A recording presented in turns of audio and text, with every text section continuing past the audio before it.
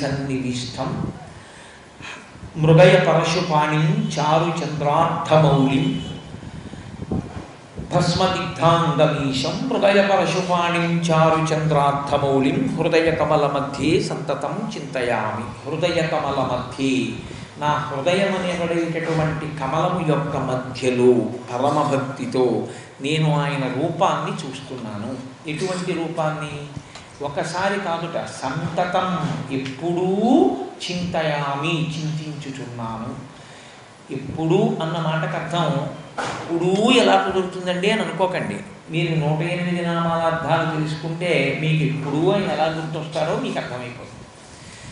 కాబట్టి ఎటువంటి రూపం అది? ధవళవపుషమిందోర్మండలే సన్నివిష్టం భుజగ వలయహారం భస్మ దిగ్ధాంగమీశం. ధవళవపుష, వపుష అంటే శరీరం, తెల్లనైనటువంటి శరీరం ఉన్నవాడు. పరమశివుని యొక్క శరీరము చాలా తెల్లటి కాంతితో ఉంటుంది. అందుకే అసలు ఆయన అన్నీ తెలిపే. స్ఫటికమణినిభం అని, స్ఫటికం ఎలా ఉంటుందో అటువంటి కాంతితో అటువంటి రంగులో ఉంటాడు ఆయన. అంత తెల్లటివాడు ఆయన, అంతటా ఎర్రటిది మా అమ్మ.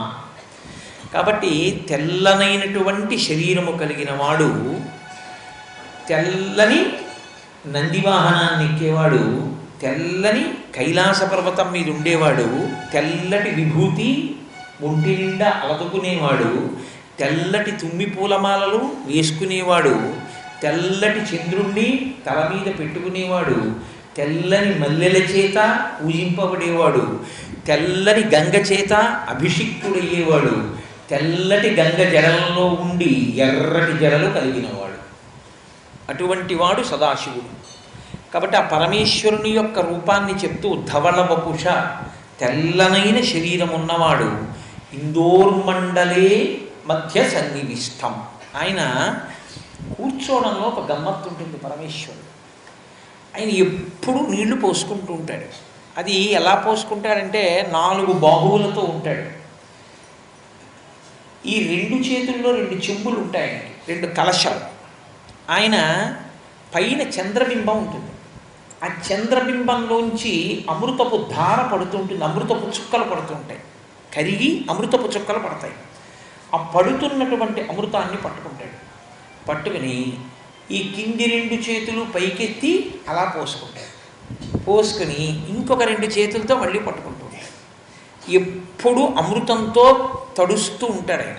ఆయన చంద్రమండలం, ఘనీభవించినటువంటి చంద్రమండలం కరిగి సుధాసూతే అంటారు శంకరాచార్యులు వారి సౌందర్యలహరిలో. ఆ చంద్రుడు కరిగితే అమృతం పడుతుంది. ఆ అమృత ధారల యందు తడుస్తూ తన మీద పోసుకుంటూ ఉంటాడు. ఇదే మనం శివలింగానికి రుద్రాభిషేకం చేస్తే ఆపాతాళ నభస్థలంత భవన బ్రహ్మాండమా విస్ఫుర జ్యోతిస్ఫాటిక లింగ మౌలి విలసత్పూర్ణిందువంతామృతై అస్తోకాప్లుతమేకమీశమనిశం రుద్రానువాకాంద్యపన్ ధ్యాయేత్ ఈప్సిత సిద్ధయే. అటువంటి శివలింగాన్ని ధ్యానం చేస్తే ఈప్సిత సిద్ధయే, కోరికలు తీరుతాయి. ఇక్కడ సాకారుడైనటువంటి పరమశివుడు కూడా ఆ చంద్రమండలం మధ్యలో ఉండి దాని నుండి స్రవించేటటువంటి ఆ అమృతాన్ని మీద పోసుకుంటున్నాడు, లేదా అమృతమునందు తడుస్తున్నాడు. దీనికి చిహ్నంగానే మనకి శివాలయాల్లో శివలింగం మీద ధారాపాత్ర అని పెడతారు. ఆ ధారాపాత్రయే చంద్రుడు. అది కరిగి అమృతం ఆయన మీద పడుతుంటే శివలింగం ఎప్పుడు అమృతంతో తడుస్తూ చల్లగా ఉంటుంది. అది మీరు ధారాపాత్రలోంచి పడేటటువంటి ధార చేత తడుస్తున్న శివలింగాన్ని దర్శనం చేసేటప్పుడు చంద్రబింబం కరిగి అమృతపు ధారల చేత తడుస్తున్నటువంటి పరమశివుణ్ణి దర్శనం చేయాలి. కాబట్టి ధవళవపుషమిందోర్మండలే సన్నివిష్టం భుజగవలయహారం. ఆయన నాగులను ధరించి ఉన్నాడు. అవి మామూలు పావులని మీరు అనుకుంటున్నారేమో, ఏవో బృగపావులు అవి వేసుకుంటారని మీరు అనుకోకండి. ఆయన వేసుకునేటటువంటి ఆభరణం వాసుకి.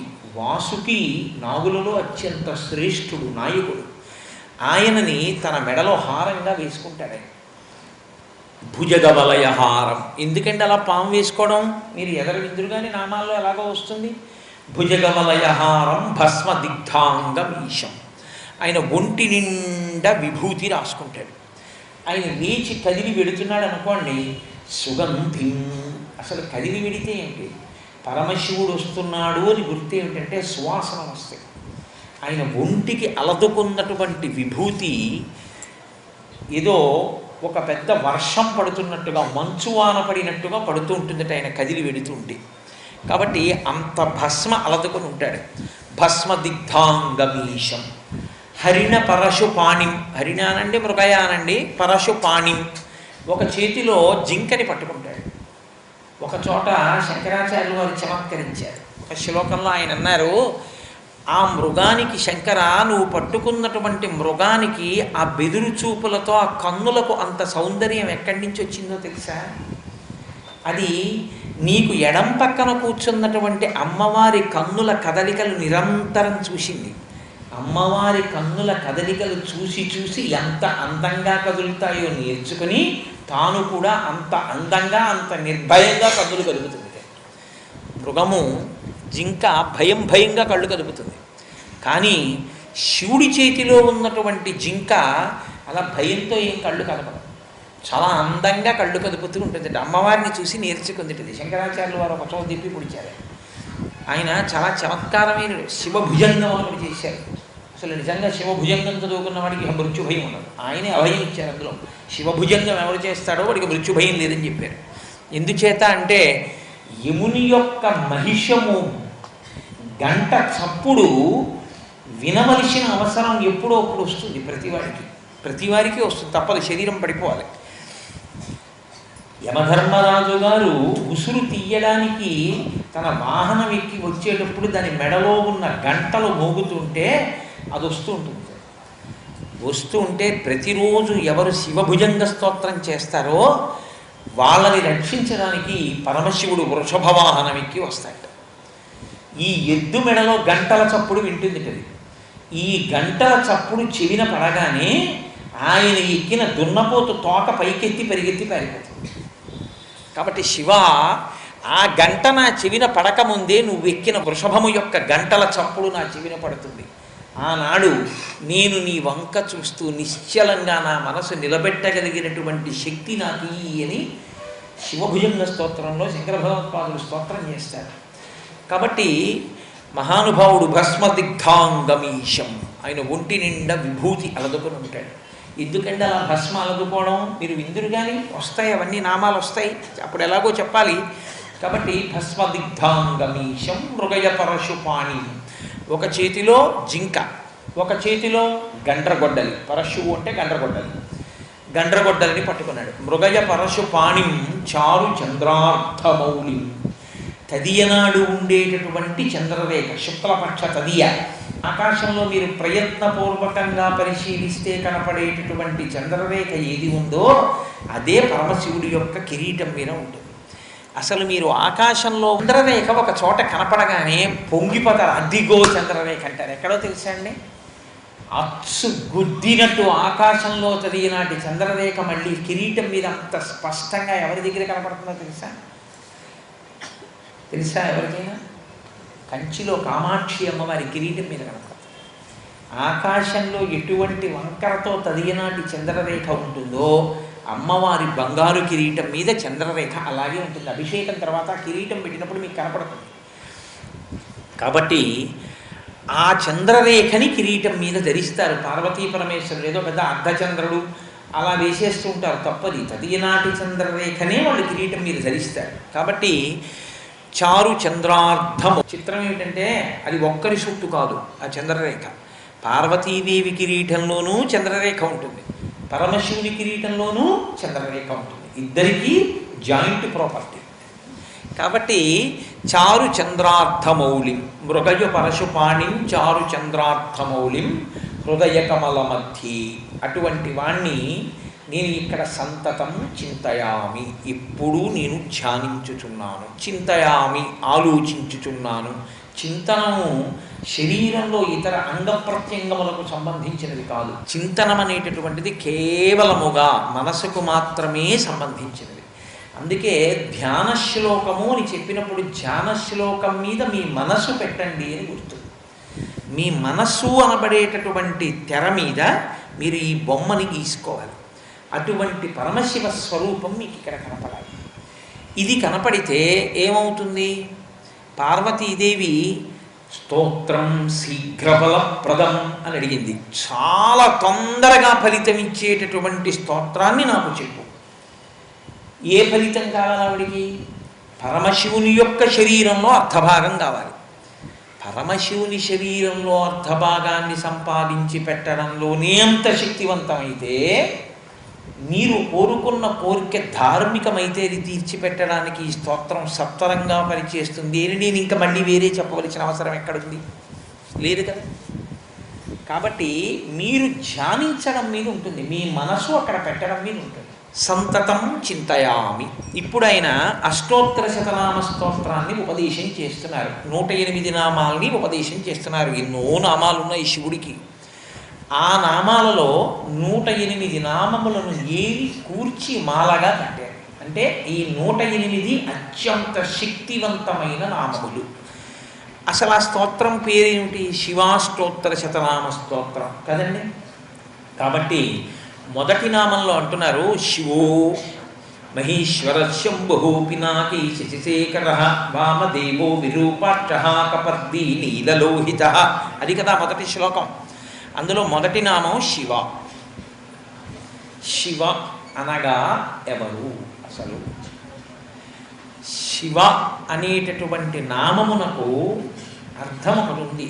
దాన్ని మనకి అమరకోశం చాలా అద్భుతంగా ఆవిష్కరిస్తుంది. అమరకోశము అంటే అమరమైనటువంటి భాష, అద్భుతమైన భాష, దేవభాష, సంస్కృత భాష. ఆ సంస్కృత భాషలో ఉండేటటువంటి ప్రతిపద పరిచయము చేయగలిగినటువంటి శక్తి కలిగిన గ్రంథం అమరకోశం. అమరకోశాన్ని రచించినటువంటి వ్యక్తి అమరసింహుడు. ఆయన జైనుడు. అమరసింహుడు ఈ గ్రంథరచన చేసిన తరువాత శంకరాచార్యుల వారితో వాదన చేశాడు. ఆయన శంకరాచార్యుల వారితో వాదన చేసి ఓడిపోయాడు. ఆయనకు బాధ కలిగింది. నేను శంకరుల చేతిలో ఓడిపోయానని తాను రచన చేసినటువంటి గ్రంథములన్నింటినీ అగ్నిహోత్రంలో పారేసి కాల్చేస్తున్నాడు. శంకరాచార్యుల వారు పరుగు పరుగు నుంచి, నాతో నువ్వు వాదనలో ఓడిపోయావేమో కానీ నీవు చేసిన రచనలో అత్యద్భుతమై లోకమునకు ఎప్పటికీ కావలసిన గ్రంథములు ఉన్నాయి. అంత గొప్ప గ్రంథములు రచన చేశావు. అందులో అమరకోశం ఒకటి. కాబట్టి అమరకోశము అంటే సంస్కృత భాష పేరు మీద వచ్చిన కోశము అని కాదు దాని అర్థం. అమరసింహుడు రచించాడు కాబట్టి దానికి అమరకోశం అని పేరు. అటువంటి అమరకోశం సాధికారిక వ్యాఖ్య చేస్తుంది. ఏ మాటకి ఏ అర్థం ఉంది అన్నది మనకి చెప్తూ ఉంటుంది. అందులో ఒక మాట చెప్తారు, శామ్యతి పరమానందరూపత్వ నిర్వికారో భవతీతి శివ. శివుడనగా ఎవరు? శామ్యతే పరమానందరూపత్వ, పరమానందమే ఘనీభవించినటువంటి స్వరూపమైనవాడు. పరమానందము అంటే ఆనందమునకు మళ్ళీ హద్దులున్నాయి. ఆనందమయి పరమానందమయి అని మీరు ఖడ్గమాలా స్తోత్రంలో చదువుతూ ఉంటారు. అందులో అన్నిటికన్నా పెద్దది ఏదంటే బ్రహ్మానందం. బ్రహ్మానందం పరమానందం, ఆనందం పరమానందం. కాబట్టి బ్రహ్మానందమే రాశీభూతమైతే అది శివుడు. బ్రహ్మానందము దేని వలన కలుగుతుంది? ఆత్మగా తనని తాను తెలుసుకుని, ఇంకా మళ్ళీ అది కేవలం జ్ఞానముగా ఉండడం కాదు, అద్వైతానుభూతిగా తానే అంతటా నిండి నిబిడీకృతమైనటువంటి ఆత్మస్వరూపమును అని తెలుసుకుని ఎరుకలోకి తెచ్చుకున్నవాడెవరుంటాడో అటువంటి వాడు పొందేటటువంటి ఆనందం బ్రహ్మానందం. కాబట్టి ఇప్పుడు శివుడు ఎవరు? మీలో ఉన్నటువంటి పరమాత్మ శివుడు, నాలో ఉన్న పరమాత్మ శివుడు. నేను అన్నప్పుడు నేనేం చేస్తాను? ఇలా అంటాను. మీరు నేను అన్నారనుకోండి, మీరేం చేస్తారు? ఇలా అంటారు. నేనన్నప్పుడు మీరు ఇలా అంటారు. నేనన్నప్పుడు నేను ఇలా అంటాను. మీరు జాగ్రత్తగా గమనించండి. నేను అని మోకాలు చూపిస్తానా? నేను అని నా పాదం చూపిస్తానా? నేను అని నా అరిచి చూపిస్తానా? నేను అంటాను. నేను అన్నప్పుడు నా గుండెల వంక చూపిస్తాను. నేను ఇక్కడ ఉన్నటువంటి ఈశ్వరుడు, నీవారసూకవత్తన్వి పీతాభాస్వత్యనూపమా, ఇక్కడే ఉన్నాడు. ఇక్కడున్నవాడే అక్కడ ఉన్నాడు. మీ గుండెలలో ఉన్నవాడు కూడా వాడే. కానీ తేడా ఎక్కడొస్తుందో తెలుసా అండి? నేను అన్నప్పుడు ఏది ఉందో మీరు నేను అన్నప్పుడు కూడా అదే ఉంది అని నేను తెలుసుకోగలిగితే ఈ నేను ఆ నేను ఒక్కటే. కాబట్టి నువ్వు లేదు, ఇంకా మీరు పట్టుకున్నారో లేదో కాదు. ఇందులో నేను అందులో నేను ఒక్కటే అయిపోయింది అనుకోండి, అంతా కలిపి ఒకటే నేను. సభాభ్య సభాపతిభ్యశ్చ భో నమో నమో అంటే అదే అర్థం. చెప్పేవాడు కోటేశ్వరరావు గారు, వింటున్నవాళ్ళు సభలో ఉన్నవాళ్ళు. ఒక స్థితికి వచ్చేటప్పటికి నేనేం చెప్తున్నానో అది మీరైపోతున్నారు, మీకు తెలుస్తోంది, మనం ఏకమైపోతున్నాం. అప్పుడు సభాపతి సభ లేదు, రెండూ కలిపి శివుడైపోతున్నారు. అలా ఇలా అన్నప్పుడు నేనంటాను, అలా చూపించి నువ్వు అంటాను. ఇలా చూపించి నువ్వు, ఇలా చూపించి నేను అన్నంతకాలం భేదాలు ఉన్నాయి. అందుకే దీనికి పూజలో అర్హత లేదు, పక్కకి పెట్టారు. అజ్ఞానానికి కారణం కాబట్టి, భేదాలు చూపిస్తుంది కాబట్టి. తర్జని విడిచిపెట్టారు, దీంతో ముట్టుకోకన్నారు దేన్ని. ఇది పక్కకి వెళ్ళిపోయింది అనుకోండి, ఇక నువ్వు లేదు నేను లేదు, ఉన్నది ఒక్కటే. ఉన్నది నేను ఒక్కటే. ఆ నేనులోనే అన్ని అంతర్భాగం. ఆ నేను విశాలమైన నేను. ఇప్పుడు నేననే నేను చాలా సంకుచితమైన నేను. ఈ నేను ఓ భార్య, ఓ ఇద్దరు బిడ్డలు, ఓ ఇల్లు, ఓ ఉద్యోగం, ఏదో బ్యాంకులో ఉన్నటువంటి డబ్బు, ఈ శరీరం, అదే దానికి తెలుసున్న నేను. ఆ నేను తెలిస్తే, అందరిలో ఉన్న నేను నేనని తెలిస్తే దానికి పరిధి లేదు. మొత్తం విశ్వమంతా ఒకటే కుటుంబం. ఈ సిద్ధాంతాన్ని మొట్టమొదట లోకంలో చెప్పిన ఘనత సనాతన ధర్మంది. అందుకే వాళ్ళు ఎప్పుడు ఏమన్నారంటే, మేమే ఈ మతం వాళ్ళం, మేమే ఈ ధర్మం వాళ్ళం అనలేదు. వసుధైవ కుటుంబకం. ఈ వసుధ, ఈ భూమి మీద ఏ ప్రాణులు ఉన్నాయో అవన్నీ మేమే, అవన్నీ మేమందరం ఒక్కటే. మేమందరం ఒక్కటి ఎలా అయిందయా? మాతా చ పార్వతీదేవి, పితా దేవో మహేశ్వర, బాంధవ శివ భక్తాశ్చ స్వదేశో భువనత్రయం అన్నారు జగద్గురువులు. మా అమ్మ పార్వతీదేవి, మా తండ్రి పరమశివుడు, మాకు బంధువులు శివభక్తులు. కాబట్టి మా అందరిది ఒకటే కుటుంబం, మేమందరం ఒక తల్లిదండ్రుల బిడ్డలం. ఇప్పుడు నేను నువ్వు లేవు, అందరం ఒక్కటే. ఈ భావన చెప్పినటువంటి ధర్మం సనాతన ధర్మం. అందుకే దానికి ఎల్లలు లేవు, హద్దులు లేవు, దానికి పుట్టుక లేదు, దాన్ని చెరపగలిగిన వాడు లేడు. అటువంటి స్థితి సనాతన ధర్మం యొక్క వైశిష్ట్యం. కాబట్టి ఇప్పుడు చూడండి, శివుడంటే ఎవరు అమరకోశం చెప్తోంది. ఆయన పరమానంద స్వరూపుడు.